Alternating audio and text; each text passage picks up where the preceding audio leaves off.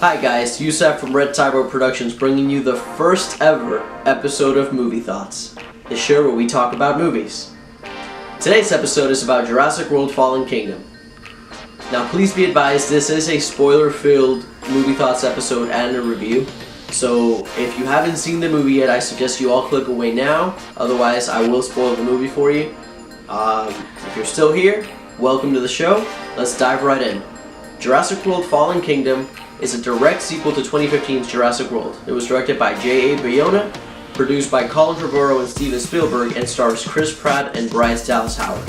The story focuses on Chris Pratt and Bryce Dallas Howard's characters as they return to Isla Nublar to save all the dinosaurs before a volcano erupts and destroys all the dinosaurs on the island. I will say this, Jurassic World Fallen Kingdom does have some issues, and I did leave the theater a bit disappointed. But it did have some strengths, so let's talk about those, because those strengths include the special effects, the sound design, and the cinematography. When it came to the special effects, there was obviously CGI, but the CGI looked really good. The dinosaurs had fat jiggle when they moved, they had scars, they had pebbly skin. There was a lot of detail in all the character models and the CGI models. And I thought that was great, as well as plenty of CGI, plenty of great CGI effects when it came to the lava during the eruption of Isla Nublar, which I thought was really well made. Because it does look like real lava, and you can feel like the heat coming off of it. And aside from the CGI, I did like that Jurassic World Fallen Kingdom used a lot more practical effects and puppetry as opposed to the first Jurassic World, where they only used one animatronic. This one had a bunch more. Like, they had a T-Rex head that would whip around. There was a scene where Chris Pratt and Bryce Dallas Howard had to take blood from a T-Rex, and they used a giant animatronic T-Rex head, and Bryce Dallas Howard was literally on top of this thing and it's moving around while Chris Pratt is like trying to take the blood away from it. There's also another scene where they're doing an operation on Blue, the Velociraptor in the first film, and they used an entire full-body puppet, and I thought they did a really good job because it does feel like a real dinosaur or a real creature, which I thought was amazing. In terms of the cinematography, there are a couple of scenes that were very well shot. There is one scene right when they escape the island that where they're going away on a boat, that you see just a lone brachiosaurus just standing on the dock, kind of mourning that everybody's leaving type of thing, and the volcano just erupts behind him, and it's a very powerful, moving, emotional scene, and the cinematography did a really good job of capturing that sadness of this animal just on its death throes, and it was really impactful. And it did a couple of different things as well in terms of the cinematography. Like, there was one continuous stunt shot of Chris Pratt just barreling through like 3 or 4 different guys, just punching them right after the other, and like, covering his fist and punching right back, and that was a really well made shot. Another great thing about the cinematography is it added an extra element of horror, which we hadn't really seen in a previous Jurassic film. Specifically that opening scene where you have this guy who's working on some sort of like machinery or something, and there's a flash of lightning, and right there and then you see the face of the T-Rex. He doesn't notice it, and there's another flash and the T-Rex is closer. So it was really tense, really suspenseful, thrilling scene. There's another scene about in the second half of the movie where the characters are being chased through a giant mansion by the Indoraptor, which is the newest dinosaur hybrid in the film, and it's a really tense and suspenseful scene as well, because you have this thing that's it's almost very close and similar to the kitchen scene in the first Jurassic Park. Obviously not as well made, but you can definitely see the influence there. Jurassic World Fallen Kingdom does fall flat in a lot of other areas.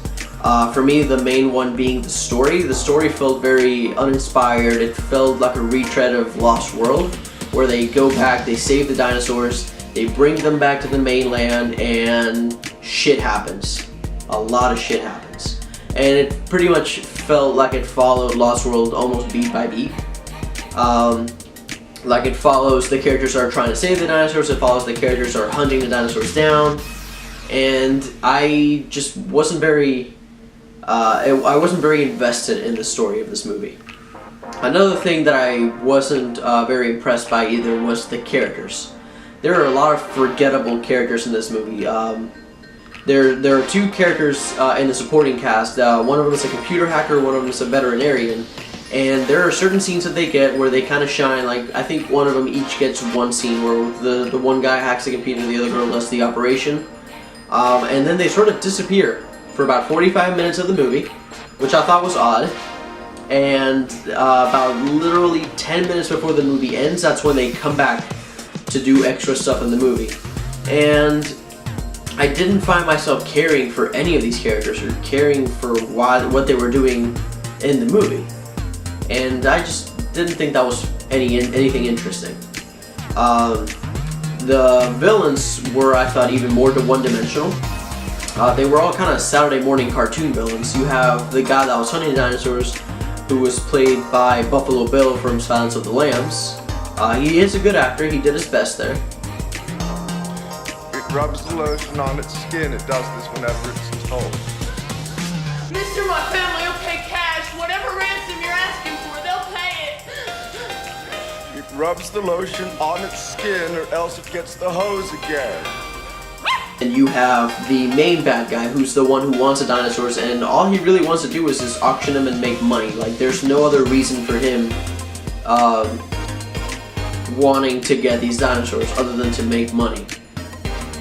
But then the story brings in some elements that are just completely out of left field, some of those being human cloning, which I thought came out of nowhere, and it kind of retconned a lot of the stuff in the first Jurassic Park movie.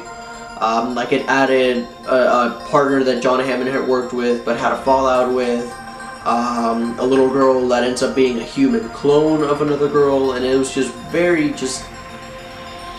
it was not Jurassic World or it wasn't Jurassic Park. It was a completely different sci-fi movie with dinosaurs at this point.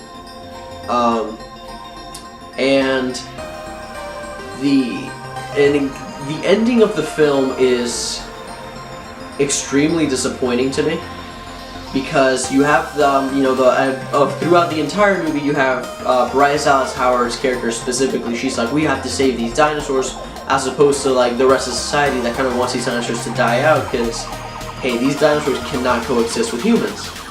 But she's very stubborn about it. She's like, these dinosaurs have to live. These dinosaurs have to live. They're living creatures. And after all this stuff happens in the movie, when they get to the end, she has a chance to release all these dinosaurs into the wild, into the mainland, and she decides not to do it, which I thought was a very smart decision. She's like, they were right. These animals are dangerous. They can't coexist with humans.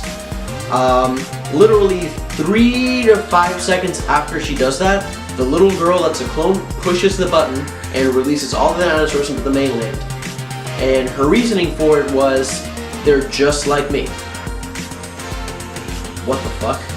That was the stupidest ending to a Jurassic Park movie that I've ever seen. And I saw Jurassic Park 3. And I was very disappointed. I didn't think that was a good ending to the movie at all. It felt like it was just there to set up Jurassic World 3. It didn't give me a satisfying ending as to why these animals were released into the mainland. It was just the whim of this little clone girl that just went, beep, they're just like me, they should go free. That was just very disappointing. And another extremely disappointing thing about this movie was the trailers.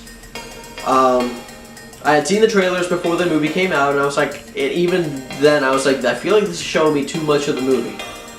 After I saw the movie, I went and rewatched the trailers just to kind of see them again.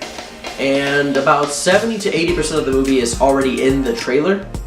And even like the last shots, like the Mosasaurus going after the surfer guy, is the last shot of the movie, as well as the T-Rex roaring at a lion at the zoo. The big money shot, which is the T-Rex roaring as the volcano explodes behind her. And I thought, like, the marketing standpoint wasn't very well done, because you practically saw the movie before actually going to see the movie, and that was extremely disappointing because there wasn't anything in the movie that really surprised me. Overall, if I had to give the movie a grade, it would be a C. although it did have some good elements when it came to the cinematography and the sound effects and practical effects and all that great stuff, there was a very flat story that was just a retread of Lost World, very forgettable characters, some issues with the ending of the film, as well as just some issues with the marketing around the movie, with the trailer showing too much and the movie itself just being very disappointing. I can't give it a higher rating. Alright guys, that's really all I have. If you liked the video, please like, comment, subscribe, hit that bell for the notifications, and I'll talk to you guys later. Bye!